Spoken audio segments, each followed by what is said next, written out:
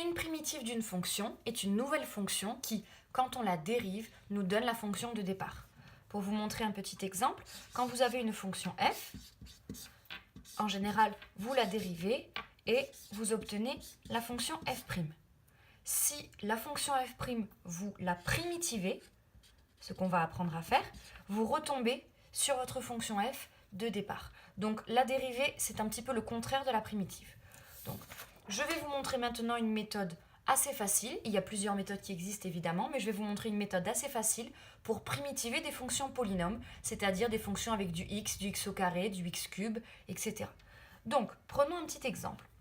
Si nous avons la fonction f de x égale 3x plus 2, nous allons essayer de trouver une primitive de cette fonction f de x. Donc les primitives, en général, on réécrit le nom de la fonction, mais en majuscule. Donc la primitive de la fonction f de x, ça sera grand f de x. Et nous allons essayer de le faire morceau par morceau. Nous allons déjà primitiver 3x, et ensuite nous primitiverons 2. Alors, pour ce faire, il faut commencer par regarder le degré. 3x, x, comme il n'y a pas de puissance, c'est de degré 1. Donc, à chaque fois que nous allons primitiver, nous allons rajouter un degré. Donc là, le degré de plus après x, ce sera x au carré. Ensuite, la puissance que nous venons d'écrire ici, nous allons la mettre en division devant, à chaque fois.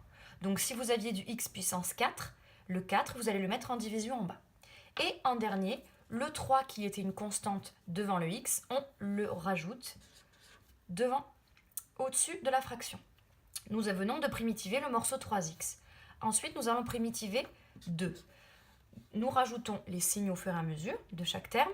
Ensuite, ici, 2, il n'y a pas de x. Donc, le degré d'après, c'est d'en mettre un seul. Et comme il n'y avait pas de puissance, on n'a pas de division à faire. Il nous reste à rajouter le 2 qui était une constante devant. Là, nous avons trouvé une primitive. On va faire plusieurs exemples pour que vous compreniez bien le fonctionnement.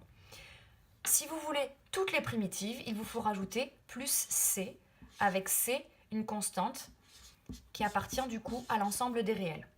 Puisque normalement, vous savez qu'une constante, quand on la dérive, ça fera 0. Donc si on met plus 10, plus 100, plus 50, de toute façon, la dérivée va faire 0.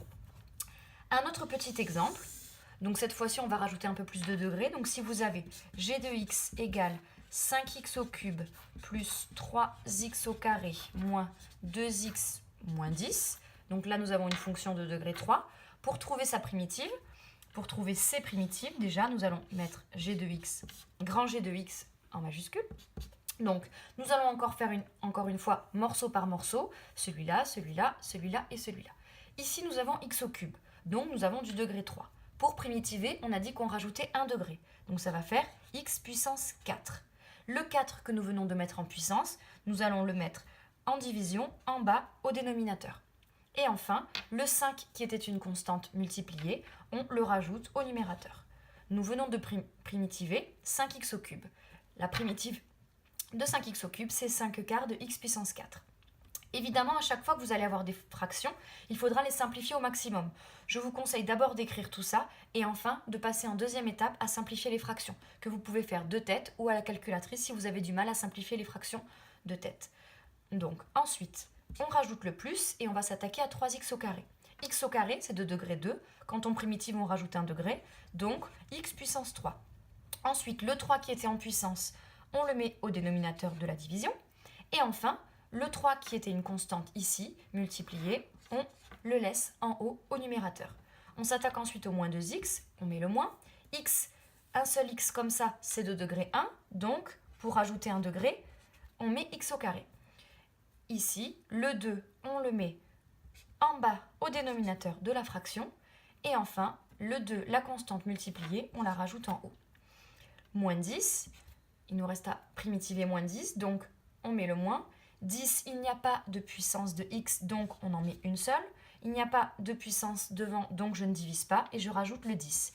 Et j'oublie pas de rajouter le plus c pour avoir toutes les primitives.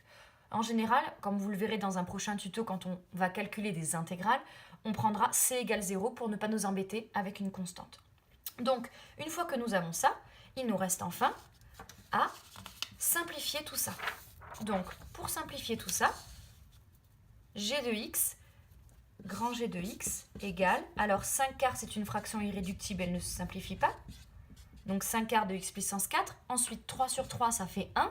Et en général, 1x, 1a, 1b, le 1, on ne l'écrit pas. Quand on écrit juste a, quand on écrit juste b, ça veut dire 1a, 1b. Donc au lieu d'écrire 1x au cube, j'écris juste x au cube. Ensuite, le moins, 2 sur 2, ça fait encore 1. Et au lieu d'écrire 1x carré, j'écris juste x au carré. Moins 10x plus c. Voilà, vous venez de savoir comment primitiver des fonctions polynômes de plusieurs degrés. Maintenant, ça va être le moment des exercices. Donc, je vais vous en donner quelques-uns à faire. Ensuite, je vous conseille de stopper la vidéo, d'essayer de le faire, puisque la correction, elle apparaît juste après.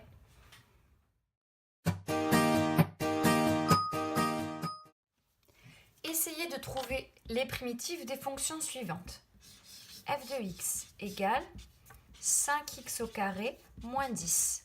g de x égale 4x au cube moins 2x au carré plus 10x plus 8. h de x égale 12x puissance 7 moins 4x puissance 5 plus 3x puissance 3 moins 2x carré.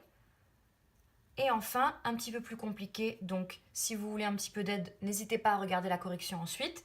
La fonction i de x égale, avec des fractions un petit peu, 4 tiers de x au carré moins 3 demi de x plus 7.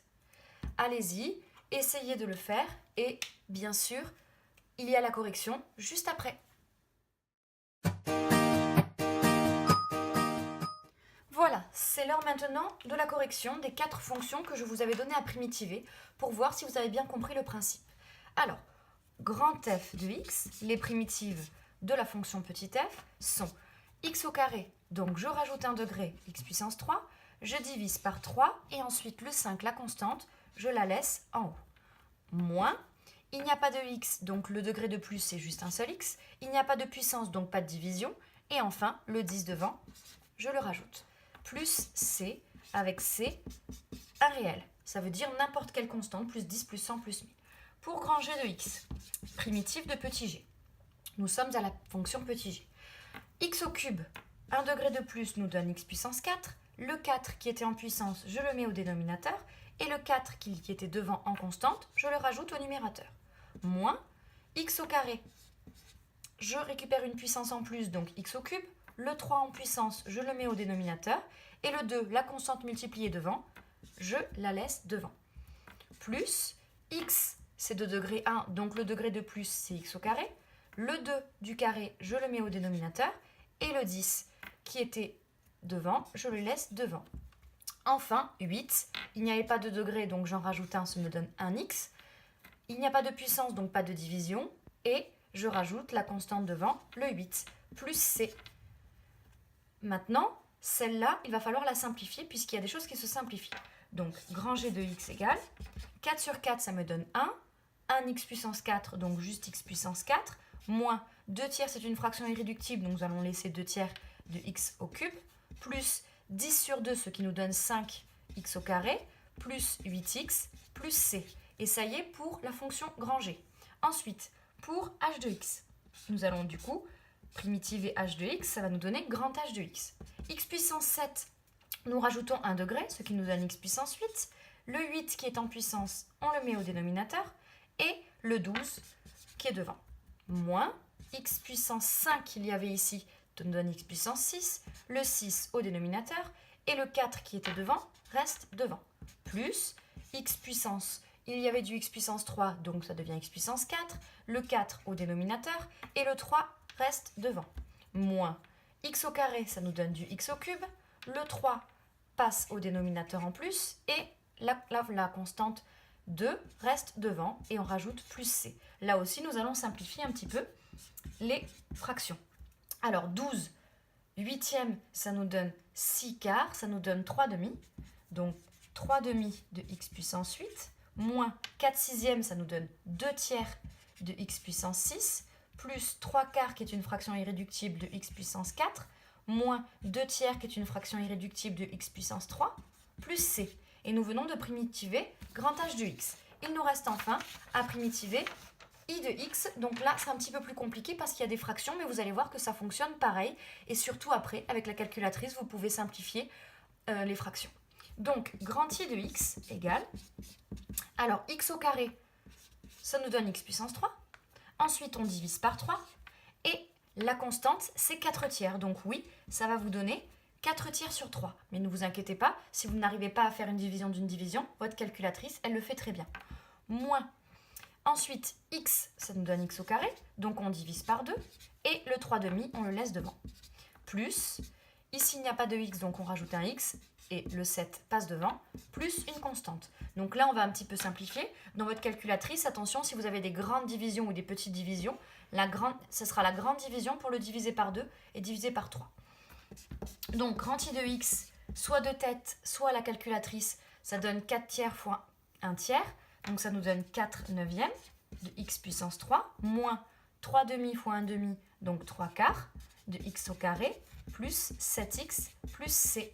Voilà, vous avez maintenant un petit peu d'exercice, entraînez-vous et j'espère que ce petit tutoriel vous a aidé sur les primitives de fonctions polynômes. Merci.